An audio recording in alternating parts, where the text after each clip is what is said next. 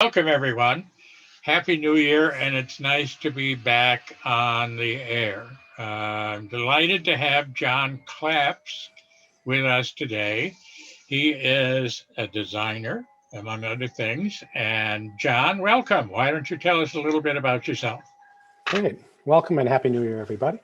My name is John Claps. I'm a graphic designer slash art director, and I have a company called Brand 24 LLC. We do all kind of branding work, any kind of materials, advertising, any kind of visual work that I enjoy doing, which is now all on computer. But when I started, there was some sort of hands-on work to that, and but now it's all in computer, and it's mostly a thought business, um, uh, as anything done. It's thinking about things is the most important thing before you actually start designing. Yeah, that's nice. Well, it's cool. Why is design so important for a small business?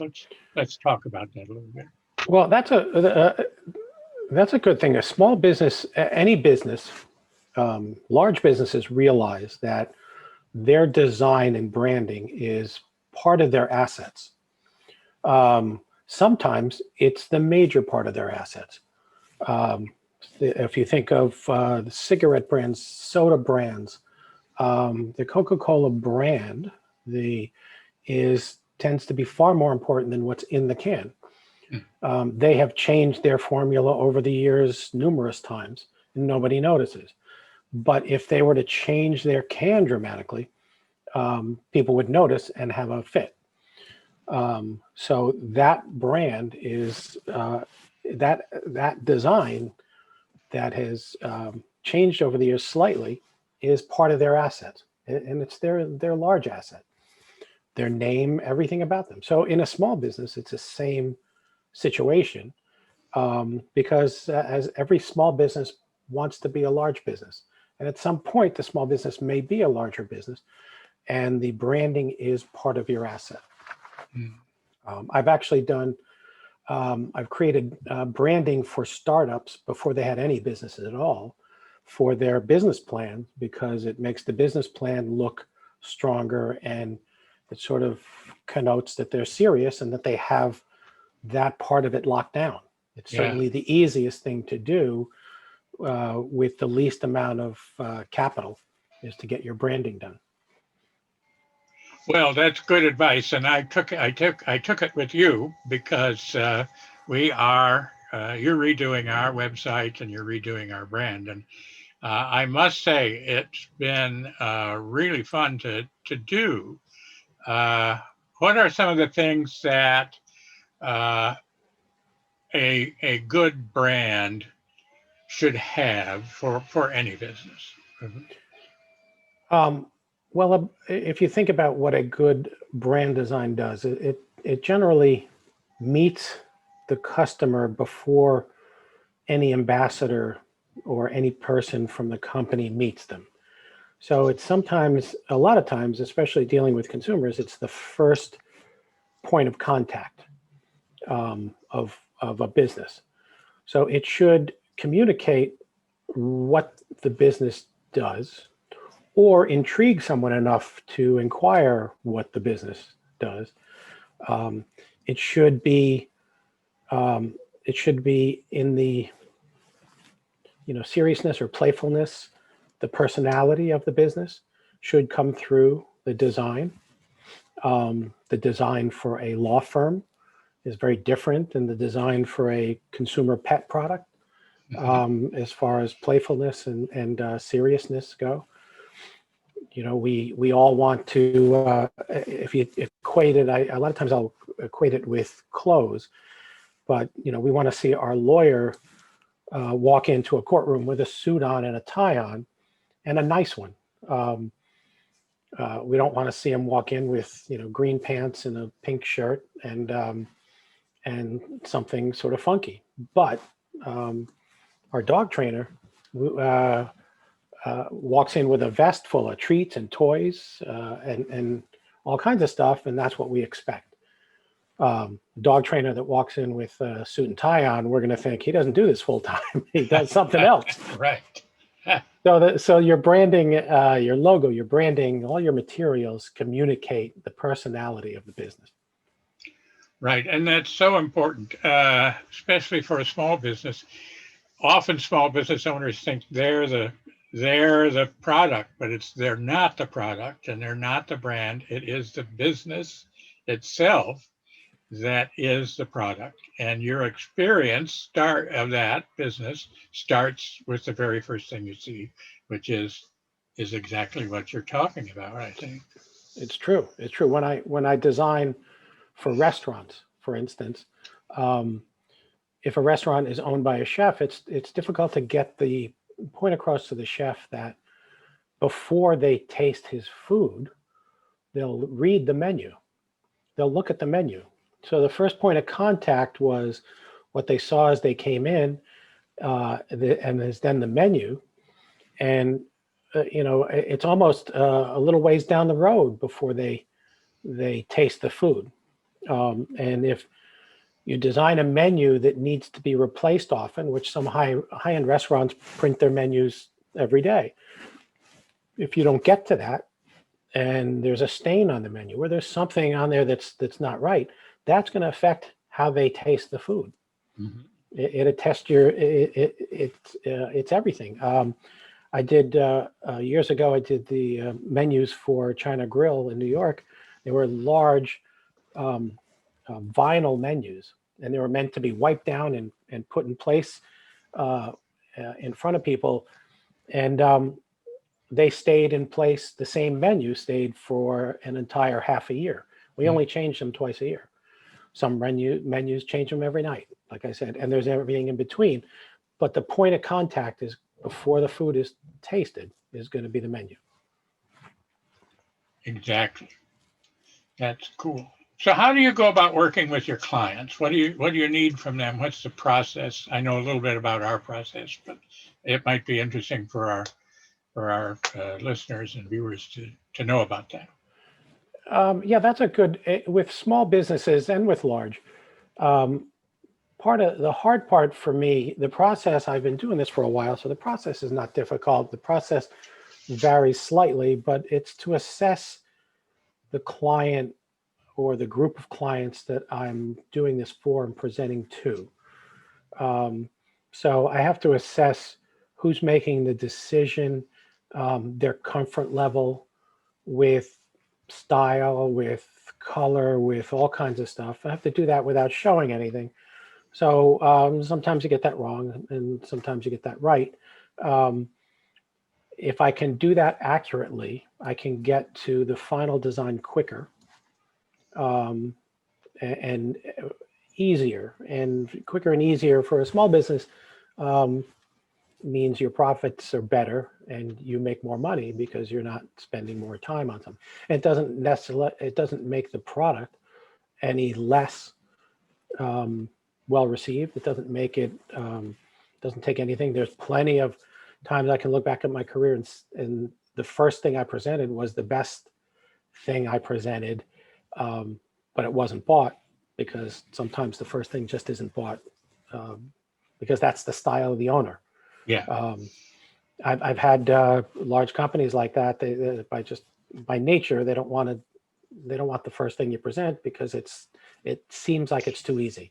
So in my case, if I can assess that in the beginning, I can hold back a design or two until the second presentation. If I really like something, or yeah, I can do that. So part of it is reading the client and then learning about the business, and that takes talking to someone, seeing their materials, understanding what they do. That's essential. You can't design anything for a company you don't know what they do. Yeah. It's interesting with a startup because they often really don't know what they do. And I'm talking to you, I bet helps that. Yeah, because I can actually ask a few questions. If I'm doing the branding for a startup, that's seeking money, they have to do that. They have to define this because they're going to people and talking and asking them for money. So I can actually help them define their business, Hmm. both visually and verbally. Um, but with a one or two person business who just started, and there are plenty of people who start businesses who are not, through no fault of their own, not real very articulate. Certainly not visually articulate. There's very few people who are visually articulate, but verbally articulate. So sometimes it's like pulling teeth to get the information, get the difference, the USP, which I forget the ad agency that used to call it the unique selling proposition, what makes you different. Hmm. Um, since I spent a fair of my career, time of my career in advertising, I'm always looking for a point of difference, that that a company has, because we can design around that, and then it makes it later on, down the road, it makes it easier for marketing, for you to develop marketing materials, things like that, if that definition is created. Yeah, that's good. I'm thinking of a plumber, for instance, or uh, yeah, a plumber, a tradesperson who starts the business because they want to have their own business. Hmm. And then they find out that, oh, all of a sudden, I need to do branding. I need to do how to run. I need to learn how to run the business. Yeah. Uh, and it helps to talk with somebody like you. What did you do when you were in advertising? Oh, Or who'd I you work with, I if you worked don't mind me asking? worked at well, agency, large agent, Wells Rich Green, McCann Erickson, um, NW Air, which was the first agency, along with J. Walter Thompson. They debate each other. They used to for years which one was the first agency ever. Um, Worked on the big brands, AT&T and Czech cereals, General Motors, corporate. Smirnoff vodka, and then after that, I split off. I had a client in England, and I split off into my first agency, my own agency, um, which was a lot of fun. It was very Mad Men-ish. You're running around, and like all small business owners, you end up spending most of your time doing stuff that you don't know how to do. Creating, advertising, design, all that stuff. I was trained for that. I went to school for that. I enjoyed doing that. I can do that efficiently, but I find myself doing bookkeeping, looking Right. looking at benefits, benefit plans and 401k plans, things like that. When you have employees, that's all stuff I had no clue, how to do and what to do. And anything you don't know how to do, you take more time with. Yeah. It just takes more time. So I remember from my small business, that's what eats the time up of small business owners. So I try to help them, at least on the design end, because a plumber, an electrician, or a product, a store, a restaurant, they don't know this end. So I can help them through that, Yeah. Yeah. guide them through that. Cool. It's for me, for a restaurant, getting 60 dinners out in a span of 3 hours is beyond my comprehension. I don't know how they do that. But they know how to do that. They have no idea how to make a logo and design their menu that will sell more things and stuff like that. Sell more things. That's right. Sales has to come first, and that's why this is so important. I Yeah. mean, it really does help. Yeah. It's Yeah. helped us so far too. Uh cool. Yep. So there are a lot of people out there in the world who are looking for logos and doing all that. They go on the internet and they find this guy who says, "Gee, I can do your logo for $20. Send me $20 and I'll give you your logo." What are those guys really doing? Because I know that 20 Yeah. bucks is not going to get a logo. $20. Yeah. That's, we all, our parents always said to us, you get what you pay for. And you get a $20 logo. I remember when I was, there's a story I tell when clients ask me about that is I was, I'm a motorcycle rider, and the first motorcycle I bought, I had to go buy a helmet. And there's a wall of helmets. And I remember going to the salesman and I said, what's the difference between this $40 helmet and this $200 helmet?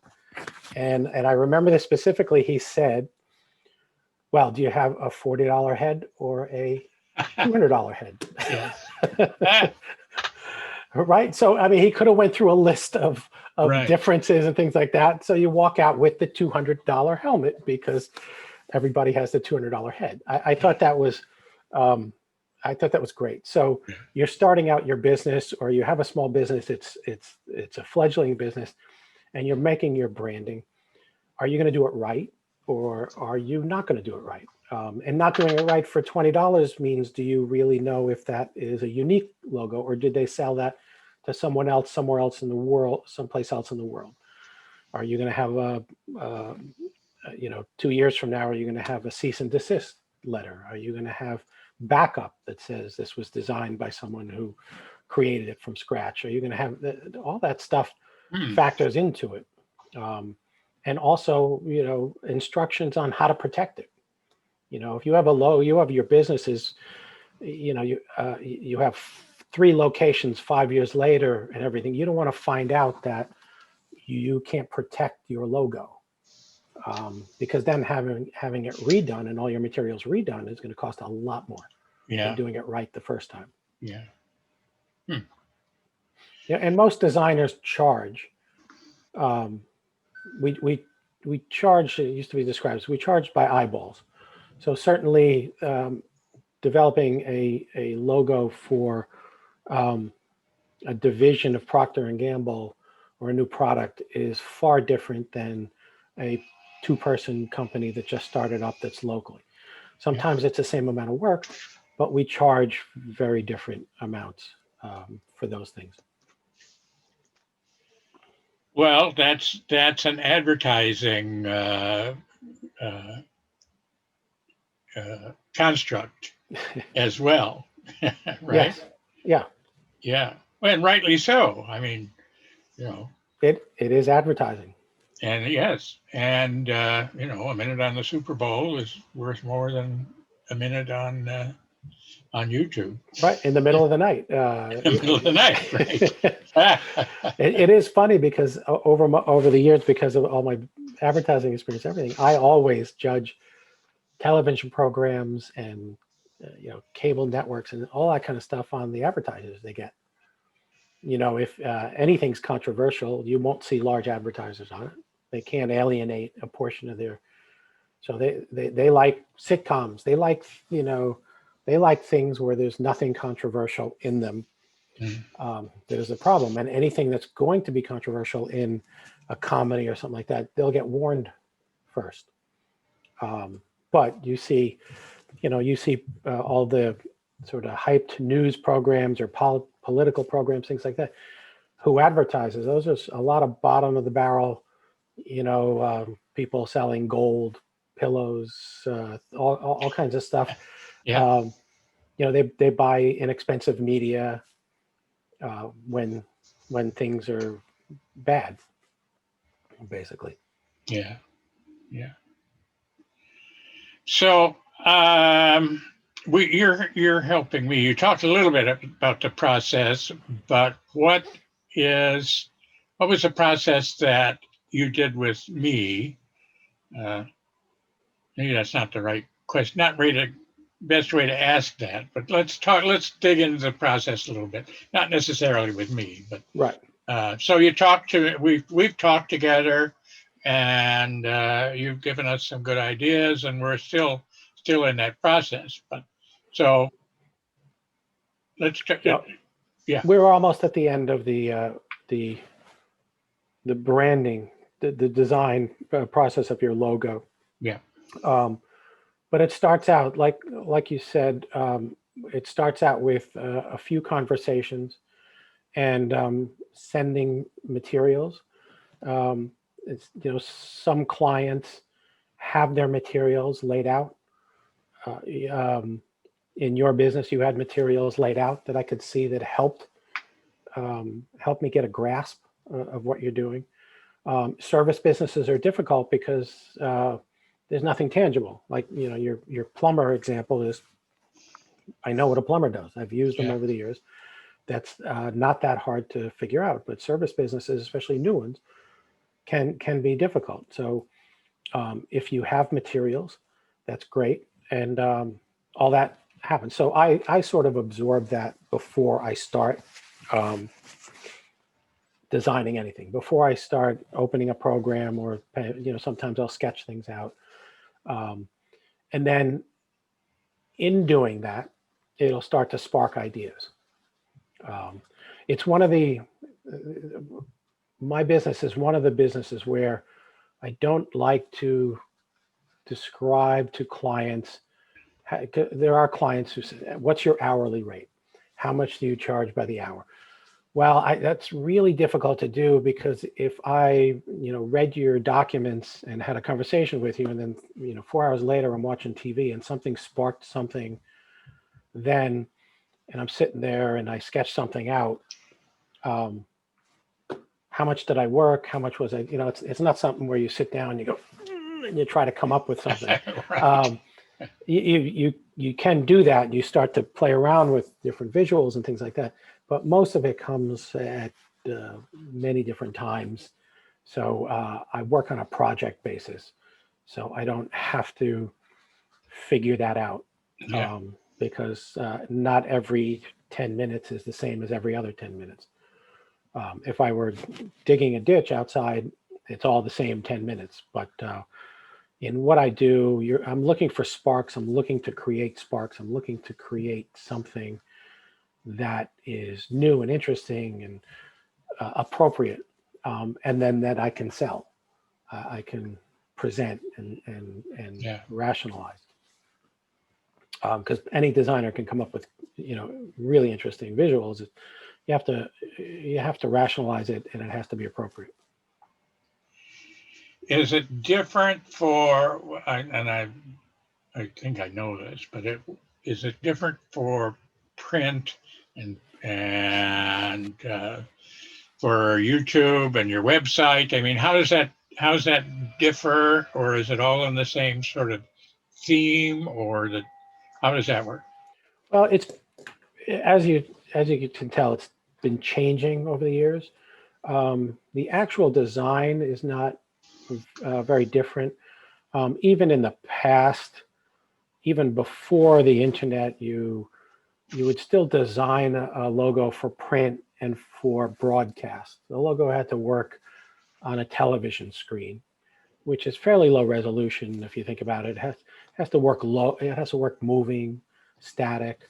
Um, so I always prepared designs for that. Now with the internet, there's far less control over the design. So now when I do a design, if I'm doing the design and a website, when I'll think of the design also in a little emoticon size, Hmm. or favicon. If you go to websites and you bookmark it, sometimes you'll see a tiny little graphic. It's Yes. 16 pixels by 16 pixels. It's impossible to fit something into that. Yeah. I was Um, just going to ask, is that what the demoticon is? that's Oh, called a favicon, a favicon. F-A-V, All yeah, right. favicon. So I'll think in terms of that. Just um, again, there's not a lot you can do with 16 pixels, but it makes the bookmark unique.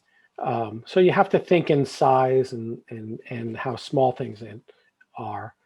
And the other thing is I have to think beyond myself, because you know that your company can move on to someone different. It can get bought, um, and the style guide that you have should outlive the designer. You shouldn't have. There's not a reason to redo your branding uh, regularly. Every few years, a refresh is not bad. Certain times the market changes, colors change, things change that would dictate redoing something. Mm. Um, I can always, because I do this, I can always assess the professional level that a brand design has went through. So if it was done well and it was done professionally and all the elements are there, I'll work with it. Um, when I was in advertising, I couldn't go back to General Motors and say change your logo. I dealt with it. Yeah. I had to use it. So I used it with their style guide and and bear in mind, I'll do a style guide for a small business. It'll be 5 or 6 pages. I did the draft for yours. When I worked on the original AT&T, after they had that globe and the AT&T under it, Yeah. that style guide was a few hundred pages in a Wow. large, and every art director got that because we had to follow it, and it was very specific, and we complain about it. But there are reasons for that because there are probably around the world there are multiple design firms, ad agencies, all kinds of divisions that are using their logo. They can't have it used improperly. That's a good point. And I didn't know what a style guide was until you showed me that. But uh, for our listeners, what is a style guide? What is it? A style guide is sort of self-explanatory in a way that it shows you how best to how you should use your logo, how best to use your logo, how not to use it, and it should describe um, what the ramifications are if you don't follow it. For instance, if you change your logo or bastardize it or run it differently in multiple things, you don't have your trademark anymore. If you'll see plenty of story every few years, you'll see a story where Apple will send a cease and desist to some 14-year-old because he created a website that has their logo on it that he helps his friends and helps people. Well, they're always painted as big bad corporation going after a little guy, but they have to do that to protect their mark.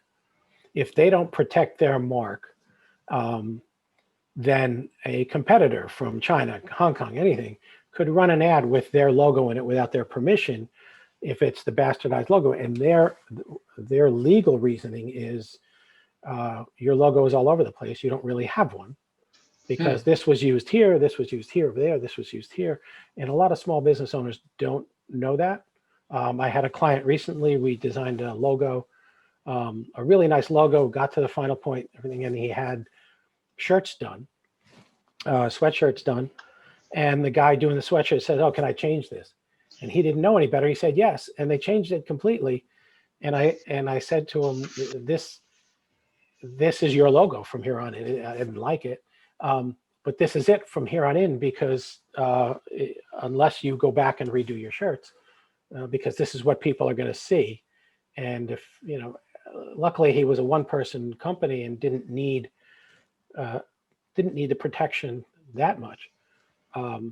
But you're vulnerable, especially if you're a consumer. If you're going to put it on any kind of consumer goods and you plan to expand and things like that, you don't want people knocking you off.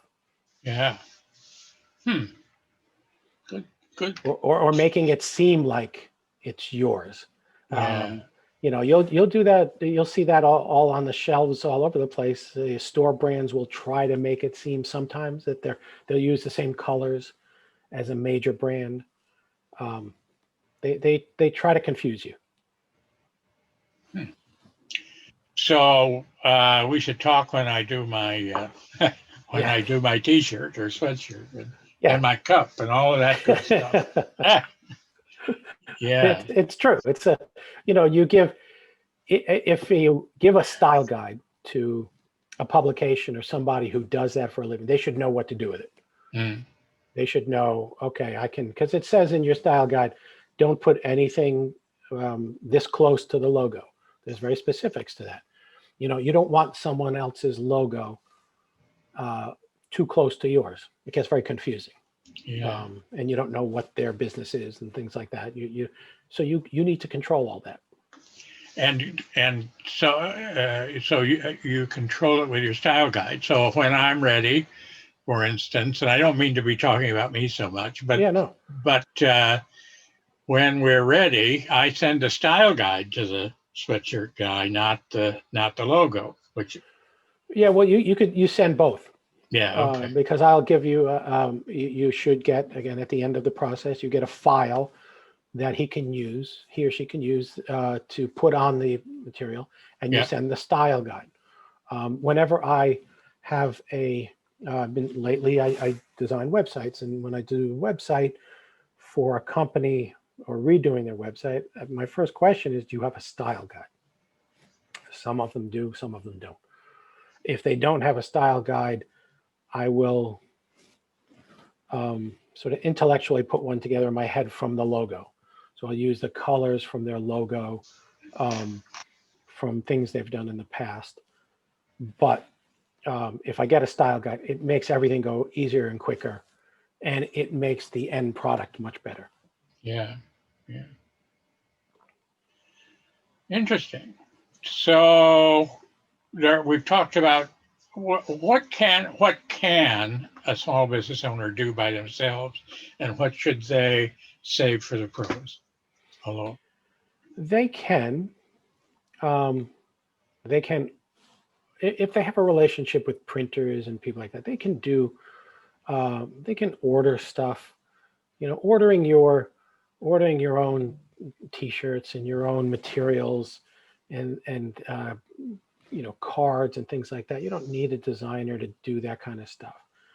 Um, but actually designing materials like a brochure, even a rack brochure, a threefold thing, is not something that you should be doing on your own.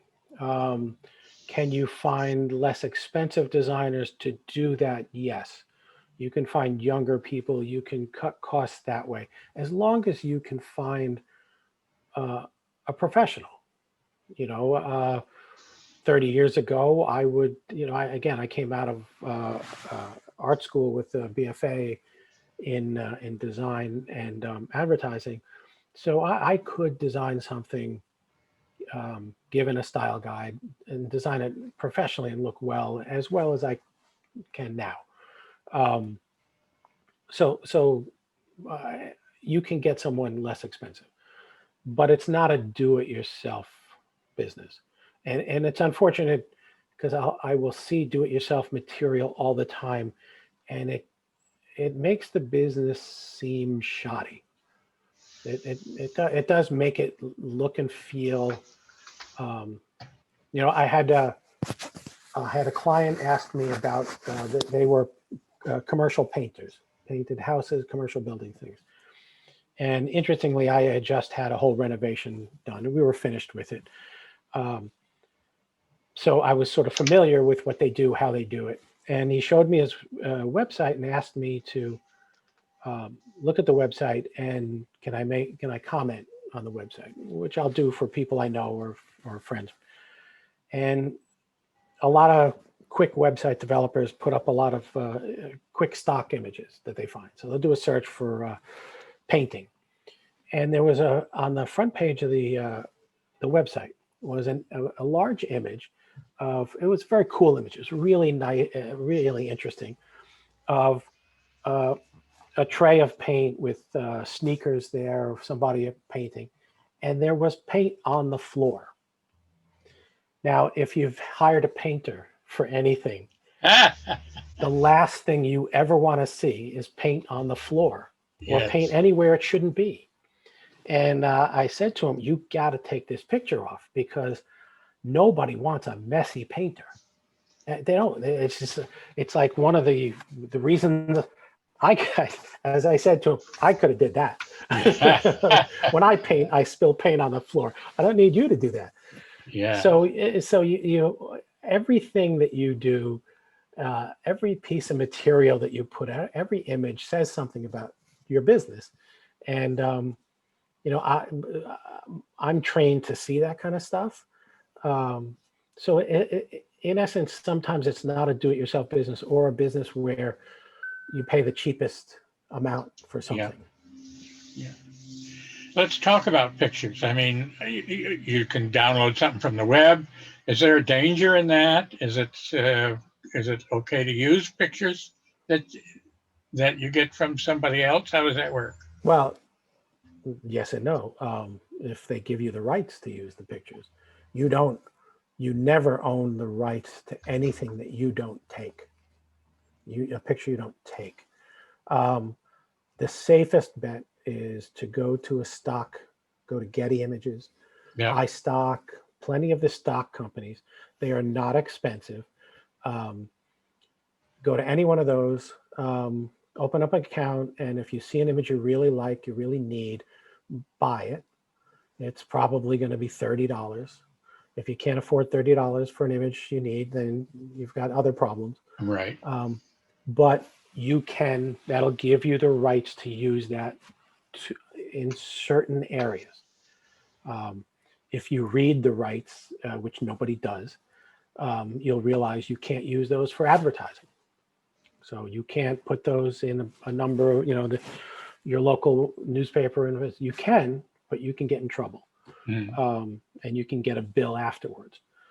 So your safest bet is always to go to a stock image, buy the stock image, use it. You can, at least if they ever found out you used it inappropriately for something, you'll have to pay a little more for it, but you can at least say you didn't know.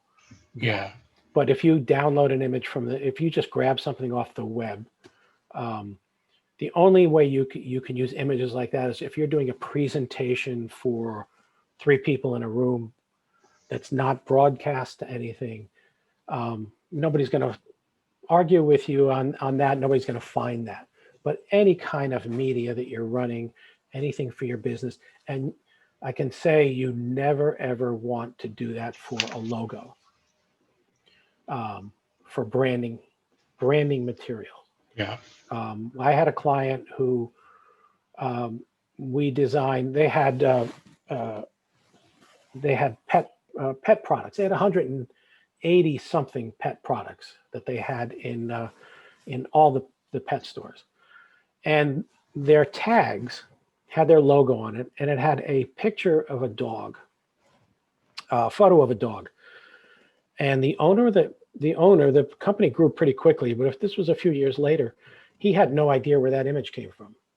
And he had no idea if he had the rights to use that. And if the photographer who took that image were able to see it in all these stores across the country, in all these forms, he could have sent a really large bill. Wow. And the client would have had to pay. He would have had to pay it. He would have he was using it without those rights. And he said, I remember he said, well, I paid for it. I said, you didn't pay for that. Now, here's another why it's not a do-it-yourself thing. An art director, designer, if I needed an image like that, which we replaced it with a new dog, we went to a photographer. We got a professional photographer they have representatives, and there's a whole contract, and you do a buyout. Now, a photo may cost, a good solid commercial photo may cost you, $3,000 to $8,000, depending on the size of your business. If you want to do a buyout, which means then you own the actual photo and all rights forever, that's usually 3 to 4 times what the rights are. But if you're going to put that on tags, multiple tags over many years, that's very inexpensive, considering you're not going to get sued. Yeah. So we knew that going forward. We were lucky. We redid all the tags. They were going to redesign them all anyway, but we did it legally and properly. And he didn't like paying those bills. But again, legal bills are always more expensive than design bills. I can tell you that. Yeah, cool. We work with franchises and have in the past, and franchise websites, going back to websites for a minute, they're awful. When they don't help people, they're so. Can you? Uh, we went and built a new website. It's sort of tied to the franchise and got in trouble a little bit for it. But how do you deal with that when it really is not something that you buy from if you were a friend, if you went into the Right. franchise website? Yeah, I'm actually going through that right now with a company that that they're uh, let me say this first of all. First of all, the whole reason that you buy into a franchise is to get the materials. Like I hardly work for uh, franchise owners because they have all the materials. That's what they paid for. Yeah. So a website template and a website for your business should be part of that, especially in this day in 2020.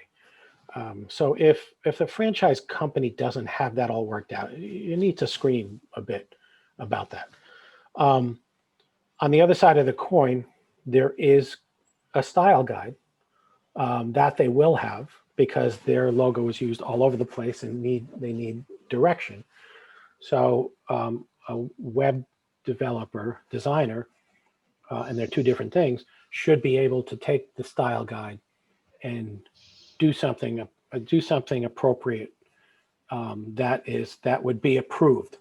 For the individual Yes, franchise. by the So home. Yeah, yes, I yeah, mean, most yeah, likely it'll have to be approved, and if it's done right, it should be approved. But I'm going through that right now, where a client wants me to do a website for their business because the website they were given um, doesn't do what they need, yeah. and they were going back and forth. They need to get approval, and they're getting approval before we do anything. And they just did get approval to do something separate. So you should um, you should get approval. Can we do this? And that'll be a back and forth between the franchise person Yeah. and the home office. Interesting, because we didn't. We sort of went through that process, but yeah, it was not pleasant, Yeah, and it was messy. Yeah. yeah. And but they again, that's on them though. They should have that worked out. And any business, who is selling services or whatever they do should be have a good web presence. That's part of it. Yeah. Yeah. Interesting. Yeah.